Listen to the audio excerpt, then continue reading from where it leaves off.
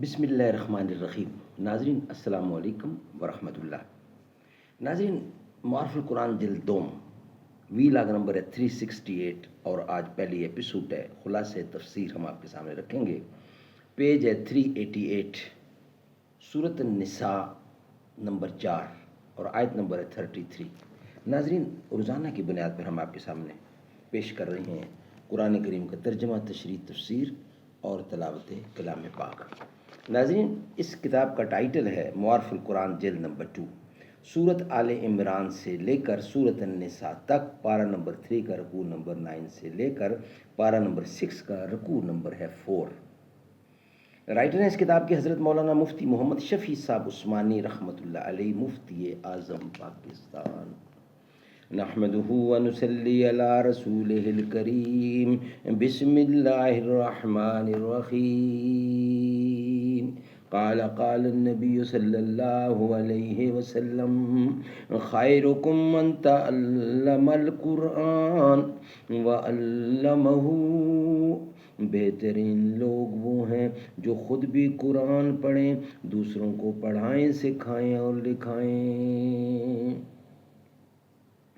جب عشق سکھاتا ہے آداب خود آگاہی، کھلتے ہیں غلاموں پر اسرار شہنشاہی۔ ظاہر کی آنکھ سے نہ تماشا کرے کوئی، ہو دیکھنا تو دیدائے دل واہ کرے کوئی۔ خلاصہ تفسیر: اور تم سب مردوں عورتوں کو حکم ہوتا ہے کہ فضائل و وحبیہ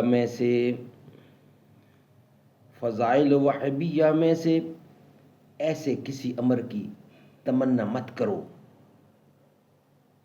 جس میں اللہ تعالیٰ نے بعضوں کو مثلاً مردوں کو بعضوں پر یعنی مثلاً عورتوں پر بلا دخل ان کے کسی عمل کے فوقیت بخشی ہے، جیسے مرد ہونا یا مردوں کا 2 حصہ ہونا یا ان کی شہادت کا کامل ہونا وغیرہ۔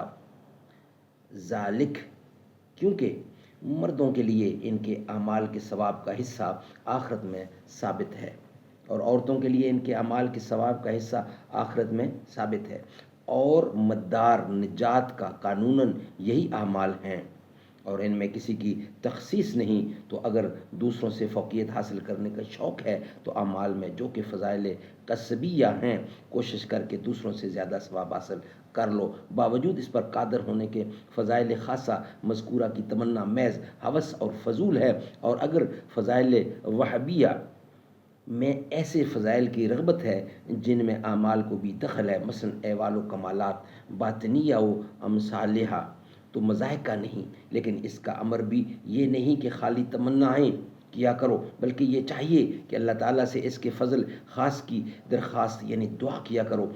بلا شبہ اللہ تعالیٰ ہر چیز کو خوب جانتے ہیں، اس میں سب چیزیں آ گئیں، یعنی فضائل وہبیہ قسم اول کی وجہ تخصیص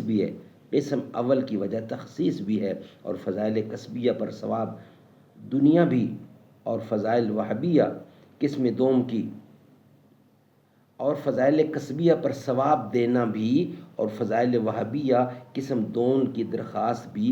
بس یہ جملہ سب کے متعلق ہے اور ہر ایسے مال کے لیے جس کو والدین اور دوسرے رشتہ دار لوگوں نے اپنے مرنے کے بعد چھوڑ جامیں ہم نے وارث مقرر کر دیے ہیں، اور جن لوگوں سے تمہارے عہد پہلے سے بندھے ہوئے ہیں، اسی کو مولی الموالات کہتے ہیں۔ ان کو اب جب کہ شرع سے رشتہ دار لوگ وارث مقرر ہو گئے، ساری میراث مت دو، بلکہ صرف ان کا حصہ یعنی 1/6 دے دو، بلکہ اللہ تعالیٰ ہر چیز پر مطلق ہے، بس ان کو ساری میراث نہ دینے کی حکمت اور 1/6 حصہ مقرر کر دینے کی مصلحت، اور یہ کہ یہ 1/6 ان کو 6 حصہ یعنی یہ 1/6 ان کو کون دیتا ہے کون نہیں دیتا، ان سب کی ان کو خبر ہے۔ سبحان اللہ، سبحان اللہ۔ ناظرین یہ ویلاگ ہمارا یہاں ہی مکمل ہوا. نیکسٹ ویلاگ میں اسی کا ہم پیش کریں گے معارف و مسائل. امور اختیاریہ اور غیر اختیاریہ کی تمنا کرنا، یہ ہم آپ کے سامنے رکھیں گے نیکسٹ ویلاگ کی صورت میں. نہ ایسی زلفیں نہ ایسا چہرہ، نہ یوں کسی پر شباب ہوگا. نہ ایسی زلفیں نہ ایسا چہرہ، نہ یوں کسی پر شباب ہوگا. جواب ہوں گے سبھی کے لیکن نہ مصطفیٰ کا جواب ہوگا. بروز محشر حسین سارے جو ہوں گے یکجا مقابلے کو. قسم خدا کی بروز محشر بلال کا انتخاب ہوگا. جو زلف بکھرے تو رات ہوگی، جو چہرہ نکلے تو دن چڑھے گا. پسینہ ان کا گرے گا جس پر وہی تو ذرہ گلاب ہوگا. نہ ایسی زلفیں نہ ایسا چہرہ.